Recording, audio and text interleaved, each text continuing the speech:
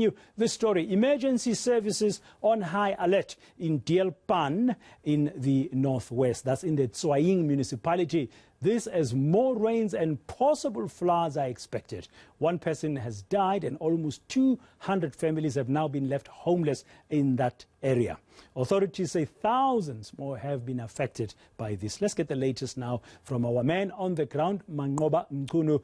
Manqoba, you've been there since yesterday talking to people and checking out the situation, how desperate it has become, how bad the flooding has been. What is the latest you can tell us today?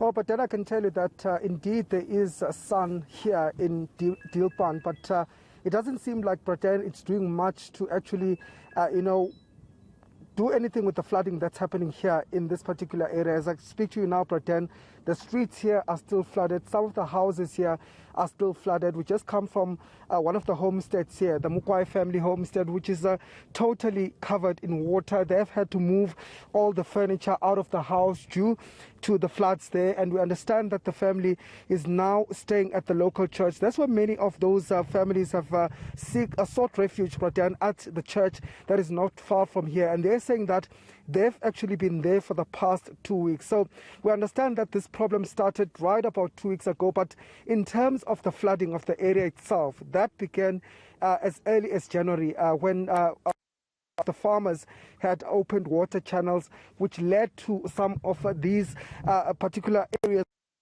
by the water. But residents saying that at this particular point they cannot. Is still very dire in some of the homes. You can see the neighbors here as well. They're still quite heavily affected by the flooding. In fact, that house there that you see across there is one of the houses where the people there have had to go to the local church due to the flooding. So the situation for many residents is still quite dire at this particular stage. But then many neighbors at this particular point, to understand, have fled their homes, and officials saying that about 2,000 families all in all have been affected, and they're saying that if at all the rains do continue in this area, they might have to evacuate more people. But I'm going to speak now to one of the residents just to paint us a picture of what daily life is like here in this area. Lucky, we're seeing this situation here in this area. It is quite bad at this particular point. What is it like on a daily basis? It's very hard, my friend, because we struggle every day. When you sleep, you struggle. When you go, you struggle. And let me do this. Can I remove my mask? Can I remove it? Okay. As we speak, I'm a breadwinner. Letsatsi ke tshwantse ke emelele ke go batla tiro ke go bereka ke dire ke eme unemployment tshwantse ke go batla tiro ga ke kgone go dira tiro e because we are trapped and since re na le this problem from January re na le this problem until this now santse na le bone bothata bo, and I'm not sure gore re tle go tswa no yana because ha ke utlwa ya la ke reditse ko it's a long process for our normal life again. It's very hard. And I hear that the municipality was here last week just trying to dig some holes here where the water can pass and can go to the nearby river. How was that process? Yes, they was here. The public works was here with the one TLB, but that TLB works just a few hours, then they take it away.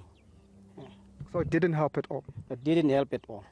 So this water still stuck there. You see, the water can't run. What's going to happen now? I mean, you can't stay in a hole for forever. What's going to happen? What are the plans?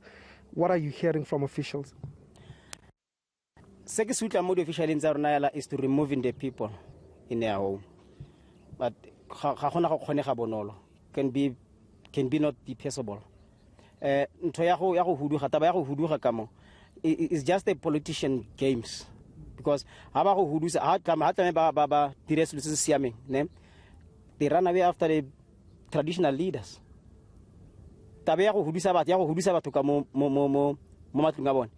ke taba ya hela gore ba dosha go bereka mmereko wa bone wa dipolotiki ne as ba re tshepisitse gore ba tlile go dira mmereko wa bone.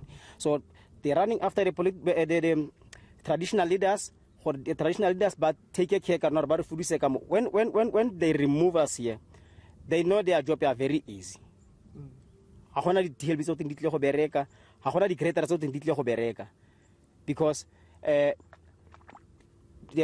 traditional leader but ba se ba re ba tle go re fuduse. But i-community yonithini ngokumove? Ngikhulume nabanye before, they are saying that they don't want to move. Are you willing to move with your family? Nope. I don't think it's a good idea. I don't think it's a good idea. I hopole gore ha ke huduga kwa ke dulang ko teng, and then ke be ke tsamaya ke go plekeng engwe ke sa itse, because ko re yang go ha ke a re tsure ke kae gore go ntse jang of wa go nna jang.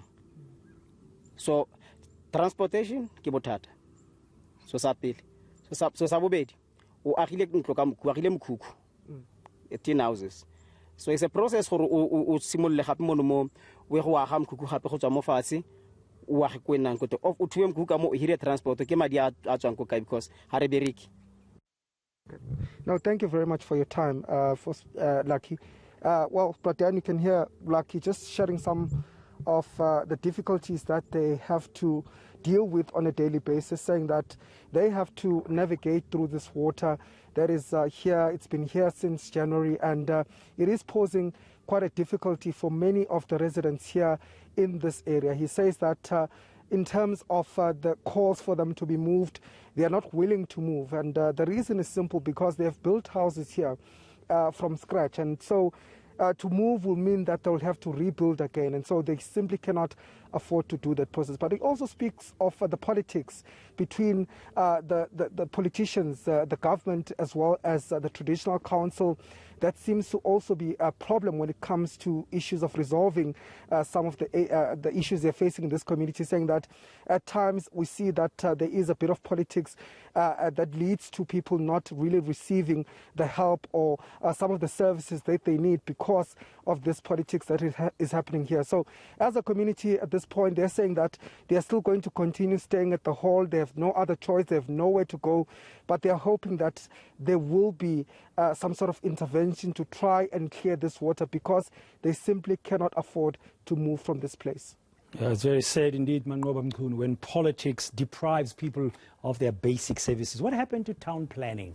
What happened to project management? What happened to maintenance, upgrading facilities? Very sad case indeed there in the Tsoaing municipality. He's, of course, in Deelpan in the northwest. Thank you for that update. He was speaking there to a resident, Lucky, who was a family, who was explaining the challenges they are facing. Now,